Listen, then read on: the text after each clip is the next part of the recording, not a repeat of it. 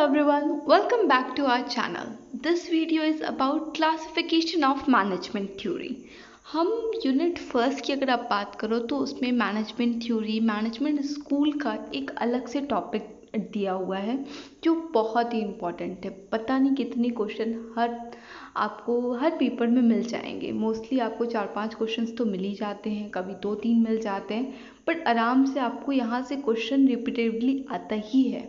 तो इसको हम कवर कर लेते हैं, क्लासिफिकेशन ऑफ मैनेजमेंट थ्योरी। तो देखिए, ऐसा नहीं था कि जो हम मैनेजमेंट अभी पढ़ रहे हैं, जो मैनेजमेंट की डेफिनेशन हम जानते हैं, जो मैनेजमेंट अभी इस टाइम यूज़ हो रहा है, वही मैनेजमेंट स्टार्टिंग में था।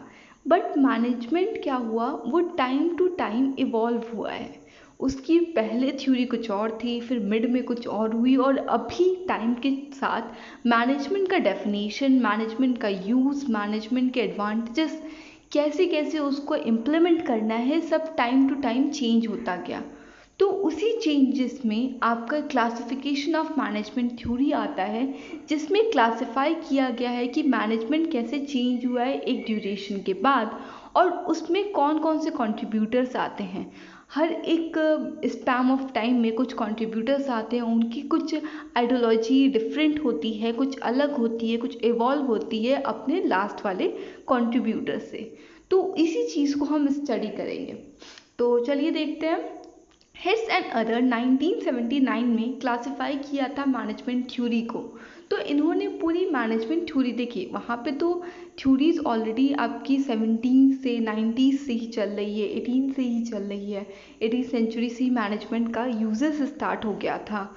वहाँ पे आपका वर्ल्ड वॉर के टाइम भी आपका मैनेजमेंट आ गया था, आपका OR आ गया था, ऑपरेशनल रिसर्च आ गया था। तो ये सारी चीज़ें तो पहले से आ गई थी, बट इसको क्लासिफाई करना था।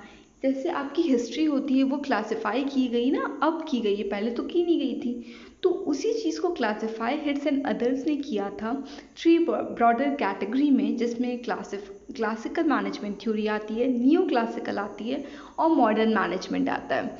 तो इस 3 स्पैम ऑफ टाइम में उन्होंने सारी जितने भी कंट्रीब्यूटर्स हैं उनको डिफ़ाइन किया गया है कि आपका थोड़ा इजी पीजी हो जाए पढ़ने में और चीज़ें समझने में कि कौन आया था, पहले क्या थॉट थे, पहले क्या आइडियोलॉजी फॉलो की गई थी, उसके क्या प्रॉब्लम्स आए, तो क्या चीज़ें चेंज हुई। तो उसी चीज़ को यहाँ पे हम स्टडी करेंगे। यहाँ से क्वेश्चन बने हुए हैं कि ये क्लासिफिकेशन किसने दिया है, तो आप प्लीज़ ध्यान दीजिए कि ये क्लासिफिकेशन हिट्स एंड अदर्स ने दिया है, और ये जो क्लासिफिकेशन है मोस्ट यूज्ड क्लासिफिकेशन यहाँ पे यूज़ किया जाता है जब भी आप मैनेजमेंट को पढ़ोगे।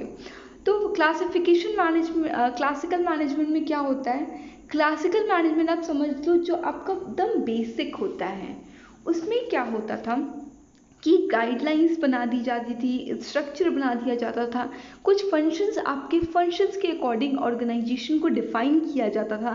सम ऑफ द ग्रेन कंट्रीब्यूटर इसमें आपके हेनरी फेयोल हैं, और इसमें आपके कंट्रीब्यूटर्स आपके टेलर हैं, गोल्ड्रिक हैं, वेबर्स हैं। तो ये सारे जो कंट्रीब्यूटर हैं, समवेयर इनकी जो आइडियोलॉजी है वो सेम है, कुछ ना कुछ चीज़ें इसमें कॉमन है, इसलिए उसको क्लासिकल थ्योरी में डाला गया। और ये सब सारे कंट्रीब्यूटर्स ने, ये सारे मैनेजमेंट थिंकर ही एक बेस प्रोवाइड करते हैं मैनेजमेंट का, ये फंडामेंटल बेस प्रोवाइड करते हैं। तो ये देख लेते हैं, ये बेस्ड ऑन क्या होता है, worker only have an economical need. इस क्या कहते हैं टर्म ऑफ टाइम में सोचा जाता था कि जो वर्कर्स होते हैं वो सिर्फ पैसे उनको चाहिए होते हैं, आप उनको पैसे दो, आप चाहे जितना काम करवा सकते हो उनसे। तो यहाँ पे इकोनॉमिकल को बहुत बेसिक आपका बेस ऑफ, आप कह सकते हो सोर्स ऑफ मोटिवेशन, आप सोर्स ऑफ, आप कह सकते थे कि उसी चीज़ से वो मोटिवेट होंगे और उसी चीज़ से काम करेंगे, और उसी चीज़ की उसको सिर्फ ज़रूरत है।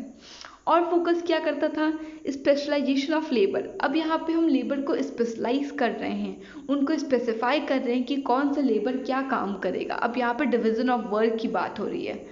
Centralize leadership and decision making, जो आपका लीडरशिप है, जो पावर है, जो आपकी अथॉरिटी है, वो सेंट्रलाइज की बात की गई है।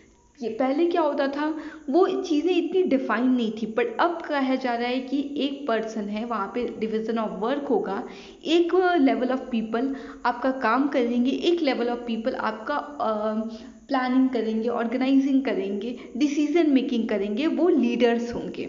और प्रॉफिट मैक्सिमाइजेशन, यहाँ पे आपका प्रोडक्शन पे, प्रॉफिट मैक्सिमाइजेशन पे बहुत फोकस किया गया था। मेन कंट्रीब्यूटर कौन है इसमें? टेलर, फ्योल, वेबर, गुलविक, उर्विक, ये सारे आपके मेन कंट्रीब्यूटर्स इस स्पैम ऑफ टाइम के हैं और इसको हम बहुत ब्रीफली कवर करेंगे अपने नेक्स्ट वीडियोस में, बट पहले हम इस क्लासिफिकेशन को समझ लें। फिर देखते हैं न्यू क्लासिकल। आपका क्लासिकल हो गया। न्यू क्लासिकल में क्या हुआ था, अब चीज़ें और इवॉल्व हो गई हैं। अब इकोनॉमिकल से थोड़ा ऊपर उठ के हम ह्यूमन बिहेवियर पे अब बात करते हैं। अब हम समझेंगे कि ये जो हमारे लेबर्स हैं, जो हमारे वर्किंग क्लास है, उनकी सिर्फ इकोनॉमिकल नीड नहीं है, उनकी ह्यूमन नीड भी है, तो उसको हम बात करते हैं।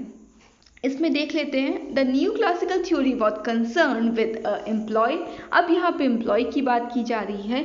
इसमें कंसर्न किया गया है कि कौन सा बेस्ट तरीका है उनको मोटिवेट करने का, स्ट्रक्चर बनाने का, सपोर्ट करने का विद इन एन ऑर्गेनाइजेशन।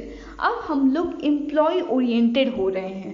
पहले हम क्या थे, प्रोडक्शन ओरिएंटेड थे। लास्ट में क्या कर रहे थे, प्रोडक्शन और प्रॉफिट ओरिएंटेड थे। बट अब हम एम्प्लॉय ओरिएंटेड हो रहे हैं। अब हम थोड़े से ह्यूमनिस्टिक बिहेवियर में आ रहे हैं कि हाँ, अब जो हमारे एम्प्लॉयज़ हैं उनकी भी कुछ और नीड होती हैं, उनको भी मोटिवेट करना, उनकी सोशल सिक्योरिटी को ध्यान देना, तो ये सारी चीज़ें आती हैं।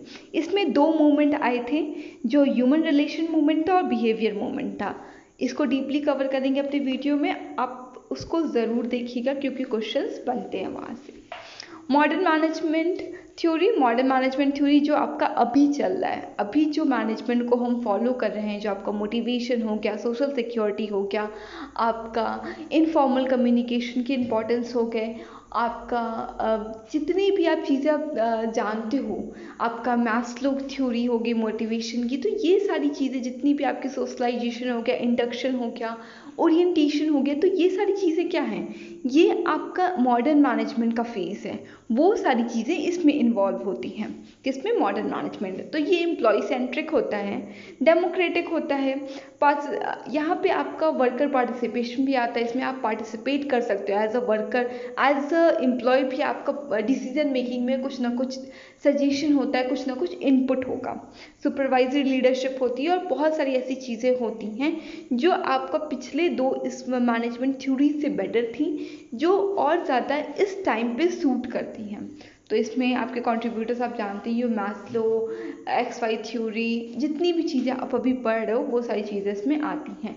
तो ये आपका एक छोटा सा क्लासिफिकेशन था पर बहुत इंपॉर्टेंट था। ध्यान दे दीजिएगा सारी चीज़ों को, सारा बेसिक कॉन्सेप्ट समझ लीजिए। इसके नोट्स के लिए आप टेलीग्राम ग्रुप पे हमें फॉलो कर सकते हो और प्लस प्लीज़ चैनल को सब्सक्राइब कीजिए। थैंक यू, मिलते हैं नेक्स्ट वीडियो।